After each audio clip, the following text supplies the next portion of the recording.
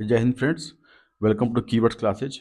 इस वीडियो में हम सूर्य के बारे में डिस्कस करेंगे और इसकी डिटेलिंग करेंगे। आइए, आपको एक फिगर दिख रहा होगा सूर्य का। ये इसका 3 पार्ट में सूर्य को बांटा गया है। ये है कन्वेक्टिव जोन, ये कन्वेक्टिव जोन है, ये रेडिएटिव जोन है और ये कोर है। यहाँ कुछ कीवर्ड्स लिखे हुए हैं, आप इसको आगे हम डिटेल में पढ़ेंगे। 5000 से 6000 डिग्री सेंटीग्रेड इसका टेम्परेचर होता है। ये है क्रोमोस्फेयर, ये photosphere, umbra, penumbra, sunspot, corona, ये सब आगे हम पढ़ेंगे। जो हम लोग पिछली कक्षा में बात कर चुके हैं कि सन का जो फ्यूल है, जो एनर्जी है, वो कहाँ से मिलती है? वो मिलती है हाइड्रोजन से। तो सोर्स ऑफ सन एनर्जी क्या है? जब हाइड्रोजन के 2 मॉलिक्यूल मिलते हैं, 2 एटम मिलते हैं, तो 2He4 हीलियम का मॉलिक्यूल बनता है और कुछ ऊर्जा भी निकलती है। देखिएगा, जो टेम्परेचर है कोर का, अंदर का, वह 15 मिलियन केल्विन है। ठीक है। प्रकाश मंडल, फोटोस्फीयर का तापमान लगभग 5800 डिग्री सेंटीग्रेड है। क्रोमोस्फीयर का तापमान 32,400 डिग्री सेंटीग्रेड है। कोरोना का तापमान 27 लाख डिग्री सेंटीग्रेड है। कोरोना कौन सा है? ये है कोरोना, ये कोरोना, ये कोर, ये फोटोस्फीयर, ये क्रोमोस्फीयर। ठीक है, इस सब का टेम्परेचर दिया हुआ है। जो पृथ्वी की, जो सन की कुल आयु है वह 10 अरब वर्ष है, लेकिन इसने अभी तक 4.5, कहीं कहीं 4.6 भी दिया हुआ है, या 4.7 अरब वर्ष अब इतने जीवन जी लिया इसने। सूर्य का आयतन पृथ्वी के आयतन से 13 लाख गुना बड़ा है। जो कोर का व्यास है वह 3,48,000 किलोमीटर है। रेडिएटिव जोन, जहाँ से निकलता है रेडिएशन, उसकी जो मोटाई है वह 3,42,800 किलोमीटर है।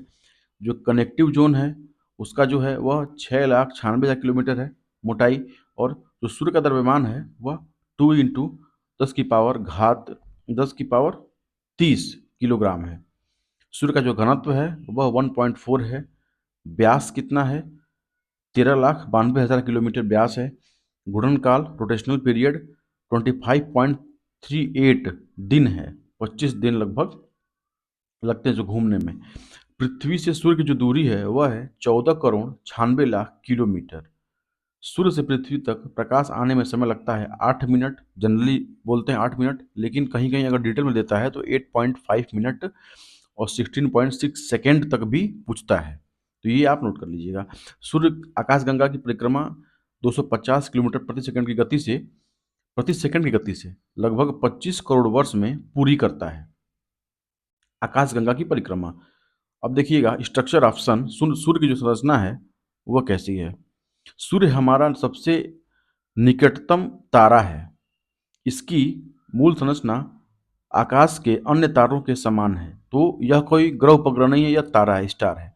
इसकी मूल संरचना आकाश के अन्य तारों के समान है। यह तप्त गैसों का एक गोला है जिसमें 74% हाइड्रोजन, 25% हीलियम और 1% अन्य तत्व हैं। हाइड्रोजन सूर्य के ईंधन का स्रोत है। हाइड्रोजन सूर्य के ईंधन का स्रोत है। सूर्य के निम्नलिखित 3 भाग हैं। क्रोड है या केंद्र, विकिरण मेखला, रेडिएटिव जोन और संवहनीय मेखला, connective zone, convective zone, convective होगा ये। आइए पढ़ते हैं एक एक करके कि क्रोड क्या होता है और रेडिएटिव जोन क्या होता है। तो जो क्रोड या केंद्र होता है वह सूर्य का मध्य भाग होता है।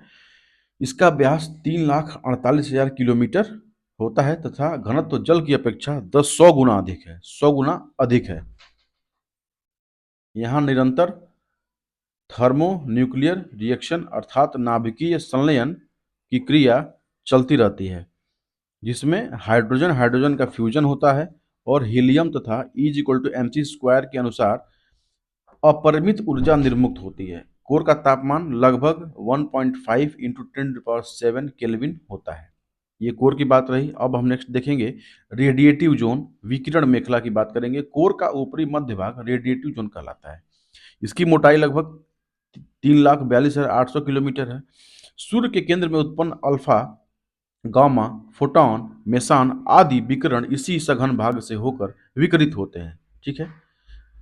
ऐसे एक कण को इस क्षेत्र को पार करने में लगभग 1 मिलियन वर्ष लगता है।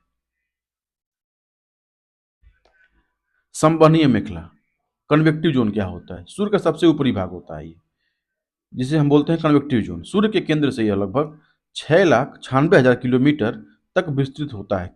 कोर से बाहर तक सौर विकिरण इसकी के माध्यम से अत्यंत तेजी से बाहर फेंका जाता है।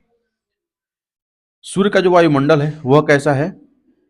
तो वायुमंडल मतलब समझ रहे हैं, सरफेस जो सूर्य का था हम लोग देख लिए, कन्वेक्टिव जोन, उसके ऊपर का जो वायुमंडल वहां का है उसमें क्या क्या है। तो वायुमंडल में जैसे अपने वहां है क्षोभ मंडल, समताप मंडल, मध्य मंडल, वैसे ही सूर्य का जो वायुमंडल है यहाँ पे है प्रकाश मंडल। इसको बोलते हैं फोटोस्फेयर। सूर्य की सतह तथा कनेक्टिव जोन की सतह, कन्वेक्टिव जोन की सतह को फोटोस्फेयर कहते हैं। सरफेस और कन्वेक्टिव जोन की सतह को क्या बोलते हैं? फोटोस्फेयर। फोटोस्फेयर की रचना चावल के दानों के समान होती है, इसलिए इसे ग्रेन्युलेशन भी कहते हैं। फोटोस्फेयर का औसत तापमान जो होता है वो 5800 केल्विन होता है। फोटोस्फेयर पर सौर कलंक, सन स्पॉट, जो अभी आपको फिगर में दिखा था ब्लैक ब्लैक, वही इसको बोलते हैं सौर कलंक बोलते हैं, जो पृथ्वी के आकार के होते हैं। इनका तापमान काफी कम, लगभग 1500 डिग्री सेंटीग्रेड होता है। इसका जीवन काल कुछ घंटे से लेकर कुछ माह तक होता है।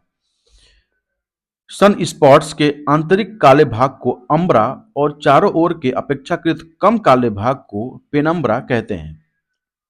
सन स्पॉट की गति के आधार पर ही गैलीलियो ने बताया था कि सूर्य अपने अक्ष पर पश्चिम से पूर्व की ओर घूर्णन करता है। इसका घूर्णन काल 25.38 दिन है। अब है क्रोमोस्फेयर, फोटोस्फेयर से ऊपर।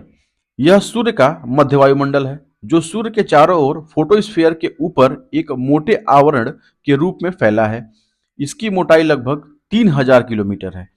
क्रोमोस्फीयर में गैसों घनत्व फोटोस्फीयर के बाहर जाने पर क्रमशः घटता जाता है। ये स्टेटमेंट बहुत इंपॉर्टेंट है।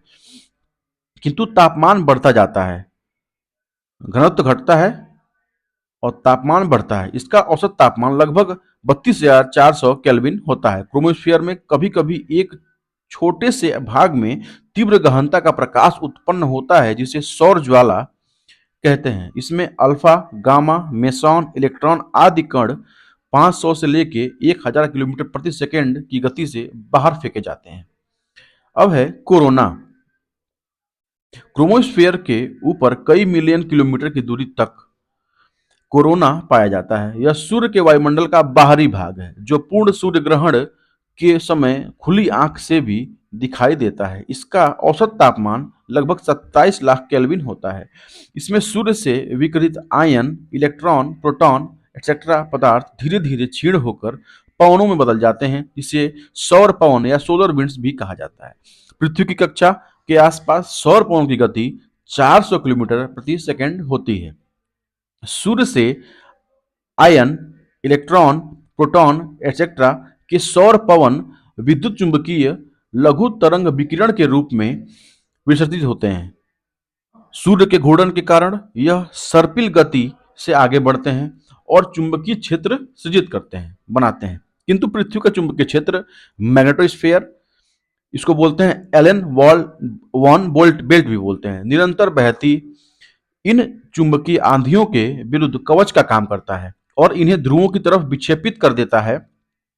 केवल अत्यधिक शक्तिशाली कण ही पृथ्वी के ऊपरी वायुमंडल में भूमध्य रेखीय प्रदेश के में प्रवेश कर पाते हैं। ये कण वायु के अणुओं से प्रतिक्रिया करते हैं, जिससे वे पृथ्वी की सतह तक नहीं पहुंच पाते हैं। किंतु ये आयन मंडल की आयनीकृत गैसों की परत को बाधित कर देते हैं, जिससे पृथ्वी से छोड़ी गई ध्वनि तरंगों को, जिन्हें आयन मंडल की डी, ई और एफ परतों द्वारा धरातल पर पुनः वापस कर दिए जाते हैं। ये तीनों परतों के बारे में हम पढ़ेंगे, पृथ्वी का वायुमंडल तब पढ़ेंगे।